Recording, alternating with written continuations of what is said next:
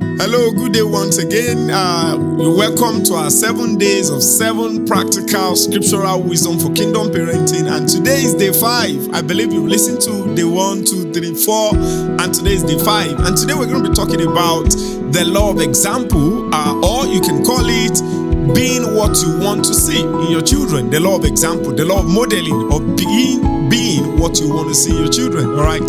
So what does this law really means? It means that in a simplified way or format is that whatever you desire to see in your children, become it first before you desire it. Praise God. So that is directly what that means. All right.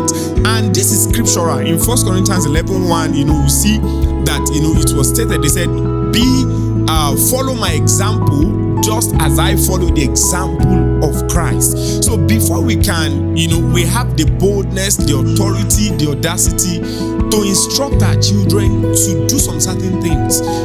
We must first reflect and ask ourselves the question that, okay, this thing that I want my child to do, am I actually doing that thing? All right. Many times I've seen many parents, most especially, our mothers, who come to me from the place of understanding, from the place of maturity, to ask me that, what are the ways they can get their children to read good books? All right. And, anytime I see parents come to me to ask such questions, I sincerely, appreciate them, because I believe it is first because they understood the importance of the hidden wisdom in books. That is why they wanted their children to also be,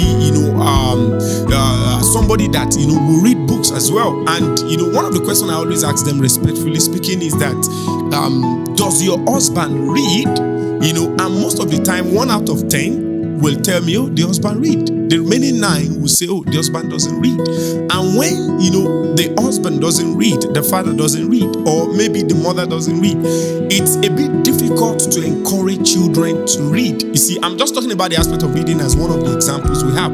But basically, anything you want your children to develop. Now, the truth of the matter is that you cannot become everything that you want your children to become. You cannot become everything that you want your children to do. That's a clear truth about that.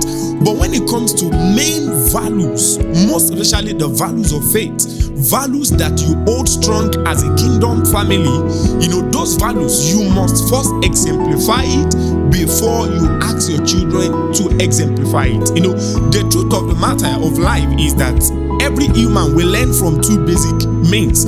We learn through what we see and what we hear. All right.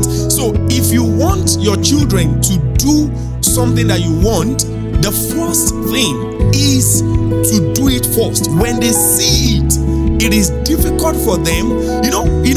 Seeing is more powerful than hearing at times, because what you see, the picture will rest in your subconscious mind, and even at times it comes to replay itself in your conscious mind. So when your children see that, dad is praying, dad is reading, dad is doing this, dad is is responsible to the community, is doing service to the community, doing all of these good works, it's easier for them to replicate the same thing. And if you look at the word parenting, look at the word parenting. It says it's first parent before the ing.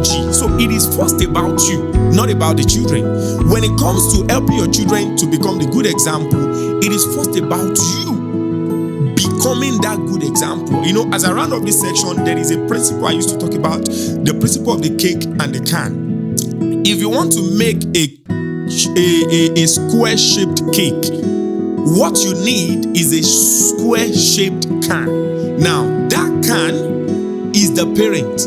There is no way you can form a square-shaped cake if you don't have a square-shaped can. So the first thing, aside having all the ingredients, equipment, everything, you have to get a square-shaped can. So as parent, I need to ask myself, am I becoming, or have I become the kind of person I want my children to become? So please, it's a reflection. Like I said, you have to think about it. You have to trust God for help. It's not as easy, as I've explained it. I understand it's not that easy. We have a lot of, commitment, responsibility. But one thing that makes it possible is the grace of God that is more than available for us. So let's leverage on that as we continue in this parenting journey. Don't forget, today is day 5. We still have day 6 and day 7. So watch out, share what you've learned from this section in the chat box, share it with family and friends, and God bless you. Thank you. Bye-bye.